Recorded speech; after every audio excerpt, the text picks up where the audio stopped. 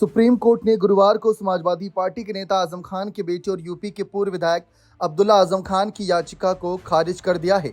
अब्दुल्ला की याचिका में दर्ज प्राथमिकी को रद्द करने की मांग की गई थी। पूर्व विधायक अब्दुल्ला खान के खिलाफ ये मामला पासपोर्ट प्राप्त करने के लिए कथित तौर पर जाली दस्तावेजों का इस्तेमाल करने के आरोप में दर्ज किया गया था। लाइव लॉ की रिपोर्ट के मुताबिक शीर्ष अदालत ने कहा है कि हम हस्तक्षेप करने के इच्छुक नहीं। हालांकि हम ये स्पष्ट करते हैं कि निचली अदालत हाईकोर्ट के आदेश से प्रभावित हुए बिना सभी मुद्दों पर निर्णय लेने के लिए स्वतंत्र है। जस्टिस एम सुंदरेश और जस्टिस प्रशांत कुमार मिश्रा की पीठ ने इलाहाबाद हाईकोर्ट के उस आदेश को बरकरार रखा जिसमें मुकदमा समाप्त होने के बाद प्राथमिकी रद्द करने से इनकार कर दिया गया था।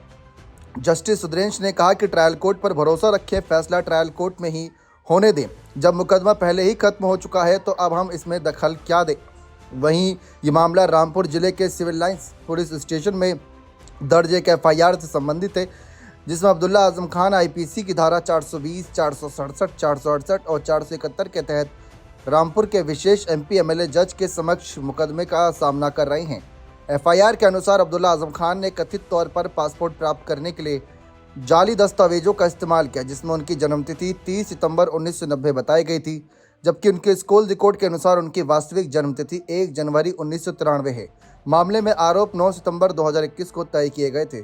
अक्टूबर में सुप्रीम कोर्ट ने अब्दुल्ला आजम खान और उनके पिता आजम खान द्वारा दायर एक अन्य मामले को रद्द करने की मांग वाली एक समान याचिका को खारिज कर दिया, जिसमें विधानसभा चुनावों के लिए नामांकन दाखिल करने के लिए पैन कार्ड प्राप्त करने हेतु जाली जन्म प्रमाण पत्र के कथित उपयोग से संबंधित एक अन्य मामले को रद्द करने की मांग की गई थी। उस याचिका को भी खारिज करते हुए कोर्ट ने कहा था कि उस मामले की सुनवाई पूरी हो चुकी है। उसने ट्रायल कोर्ट को 8 हफ्तों के भीतर फैसला सुनाने का निर्देश दिया था और स्पष्ट किया था कि हाईकोर्ट की टिप्पणियों का अंतिम निर्णय पर कोई प्रभाव नहीं पड़ेगा।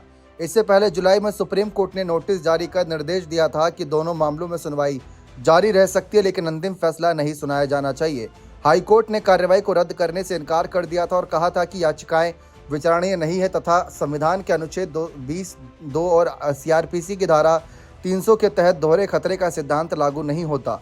हाईकोर्ट ने कहा था कि यद्यपि कथित तौर पर एक ही जाली जन्म प्रमाण पत्र का इस्तेमाल पैन कार्ड और पासपोर्ट दोनों प्राप्त करने के लिए किया गया था, फिर भी प्रत्येक प्रयोग एक अलग अपराध है। कोर्ट ने यह भी कहा था कि अभियुक्तों ने अपने आवेदन देरी से दाखिल किए थे और तथ्यों की जानकारी होने के बावजूद पहले दोहरे खतरे की दलील नहीं दी थी। बने रहें चैनल के साथ। बहुत बहुत शुक्रिया।